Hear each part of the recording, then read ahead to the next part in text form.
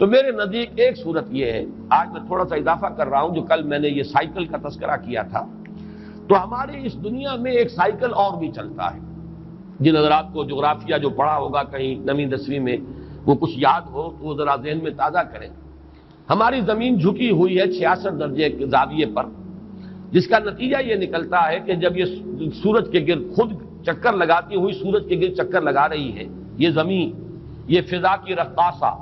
رقاصہ کے مانند ہے یہ زمین، یہ فضا کی رقاصہ آدم نو کے انتظار میں ہے۔ احمد ندیم قاسمی نے کبھی کوئی غزل کہی تھی، شعر بڑا پیارا ہے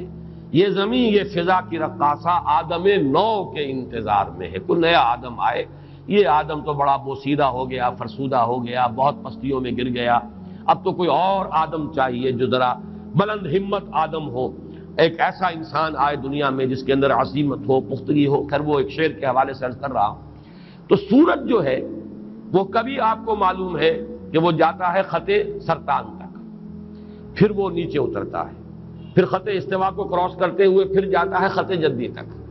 پھر وہ ابھرنا شروع کرتا ہے، پھر وہ ایکویٹر کو خط استوا کو کراس کرتا ہے۔ ایک سال میں ایک سائیکل پورا ہوتا ہے، گویا کہ ایک مرتبہ وہ شمال میں جاتا ہے خط استوا سے اور خط سرطان تک پہنچ گیا، پھر اس کی وہ جنوب کی طرف ڈائریکشن شروع ہوتی ہے، اور پھر وہ ایکویٹر کو کراس کرتا ہوا وہ خط جدی تک پہنچ جاتا ہے، پھر وہاں سے کھڑا ہوتا ہے، پھر وہ اوپر جاتا ہے۔ تو یہ سائیکلز جو ہیں، جو میں نے کہا انسان کے اپنے اندر بھی اس کی باطنی کیفیات، اس کی نفسیات میں بھی یہ سائیکلز آتے ہیں۔ البتہ ڈگریز کا فرق ہے، جو کم حساس قسم کے لوگ ہیں، جو زیادہ جو صرف حیوانیت کی سطح پر زندگی بسر کر رہے ہیں، حیوانوں میں یہ نہیں ہوتا، لیکن یہ کہ انسانوں میں جو حیوانیت کے قریب ہوں گے بے حس قسم کے لوگ،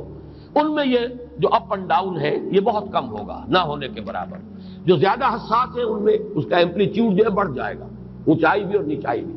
لیکن ایک حد تک رہے تو انسان نارمل ہے۔ اس کے لیے در حقیقت یہ تشبیہ ذہن میں آئی تھی کہ سورج اگر خط سرطان سے اوپر چلا جائے اور اگر وہاں سے بھی ورٹیکل جو شعاعیں ہیں وہ پڑنے لگے قطب شمالی کی طرف، تو سمجھ لیجئے کہ دنیا ختم ہو جائے گی۔ اتنا برف پگھلے گا کہ پورا گلوب جو ہے فلڈ ہو جائے گا، پانی سے فلڈڈ ہوگا پورا۔ اسی طریقے سے اگر نیچے اتر جائے خط جدی سے ہو تو وہی تباہی پھر آ جائے گی، اس لیے کہ وہ جو منجمد جو جنوبی ہے، بحر منجمد جنوبی، وہ اگر کہیں پگھل جائے تو پھر وہی صورت ہوگی کہ جو تو معلوم یہ ہوا کہ ایک حد تک یہ سورج کی جو سائیکل ہے، اگر یہ سرطان سے جدی تک رہے تب تو ہے عافیت اور خیریت۔ زمین پر جو یہ حیات دنیاوی ہے، حیات زمینی، اس کا سلسلہ قائم رہ سکتا ہے۔ یہ کہیں بڑھ جائے تو پھر ختم ہو جائے گا سارا۔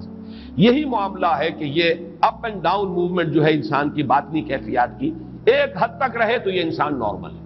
ایک حد سے بڑھ جائے تو اسی کو ہم کہتے ہیں کہ اب یہ توازن ذہنی قائم نہیں رہا۔ اسی کو جیسا میں نے کل عرض کیا تھا مینیک اور ڈپریسو سائیکوسس کہا جاتا ہے۔ کبھی ایکسائٹیشن ہے، پھر اس میں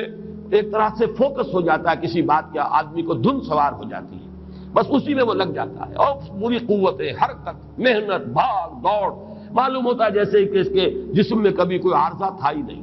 جب ڈپریشن میں آتا ہے تو معلوم ہوتا ہے جان ہی نہیں ہے، اس کے اندر ہمت ہی نہیں ہے، بیٹھا ہوا ہے، بلکہ اس ڈپریشن کی کیفیت کے اندر جو ہے سوسائڈ کی ٹینڈنسی ہوتی ہے بالعموم۔